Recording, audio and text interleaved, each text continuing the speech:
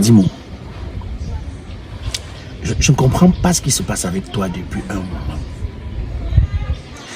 Je te demande qu'essayons de parler pour arranger ce qui ne va pas.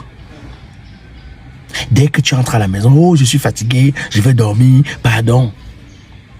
Et quand nous on se met à dormir, tu pries. Comme si on était les démons dans notre propre maison. Et dis-moi, je t'ai invité au restaurant pour qu'on en parle comme un vrai couple, comme des gens responsables qui ont envie de marcher dans la même direction. Toi, ça ne t'intéresse pas.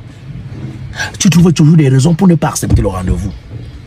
Et comme ça ne suffit pas, Edimo, dès qu'on va entrer là tout de suite, tu vas me sortir encore un autre discours.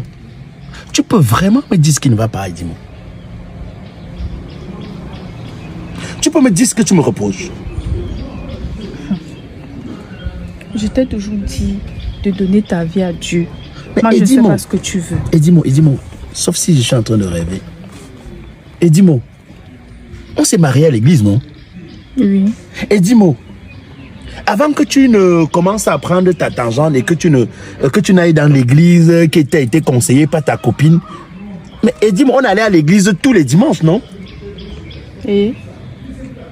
Je veux comprendre, quel est le moment où je n'ai pas donné ma vie à Dieu? Je n'ai pas été baptisé, Edimo. Mais est-ce que c'est la même chose? C'est quoi le problème? Dans ton église, l'église où on partait là-bas, toi-même quand tu pars là-bas, est-ce que tu sens la présence de Dieu dans ta vie? L'église, moi, mon église, je veux que tu viennes là-bas. Toi-même, tu vas voir de tes propres yeux comment Dieu agit dans la vie des gens. Enfin, dans ton église, tu as vu Dieu passer. Si je comprends bien. Il y a Dieu dans mon église. Là où on partait avant, là, il n'y a pas Dieu là-bas. Donc, si je comprends bien, Edimo, tu m'imposes de venir dans ton église. Edimo, Dieu, ça dit que je comprends pas. Tu as vu la chambre de Dieu dans ton église? Tu connais où Dieu habite dans ton église? Tu l'as vu? Toi, tu l'as vu en face? Je veux comprendre. Edimo, je dis, c'est l'église qui donne la foi ou bien c'est la foi que tu as envers toi qui te permet d'avoir Dieu? Je suis en train de te dire que depuis que je vais dans mon église, là où il y a Dieu, je me sens plus, je ne sais pas, si tu ne viens pas là-bas, toi et moi vraiment, un peu plus. Mon pasteur a dit que si tu ne viens pas là-bas, même la chose là, on ne fait plus. Ah, c'est ton pasteur.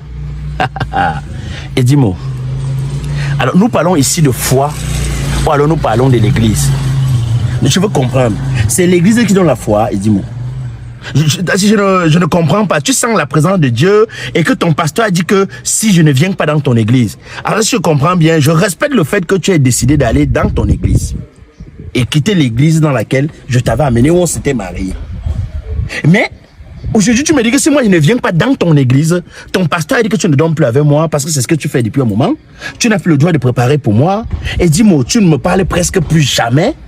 C'est ton pasteur qui a dit ça.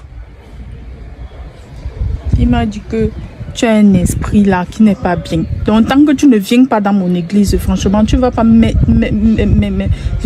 contaminer, mettre les esprits malsains en moi.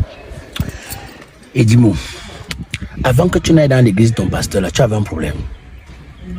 As-tu eu une difficulté dont je n'ai pas résolu, et dis-moi? Justement. Les enfants sont éduqués dans les normes, dans les règles ou pas? Quel est le manquement que tu avais pour que tu me dises aujourd'hui que c'est ton église qui t'a apporté ça? Justement, il y avait le voile. Tu avais mis, mon pasteur dit que tu avais mis un voile noir sur mon visage et puis c'est ce qui faisait en sorte que je ne voyais pas tout le mal que tu me faisais. Tu crois en Dieu ou à ton pasteur? Mon pasteur parle à Dieu. Ok. Bon, comme apparemment ton pasteur c'est le copain de Dieu, je crois qu'on va arrêter le débat ici.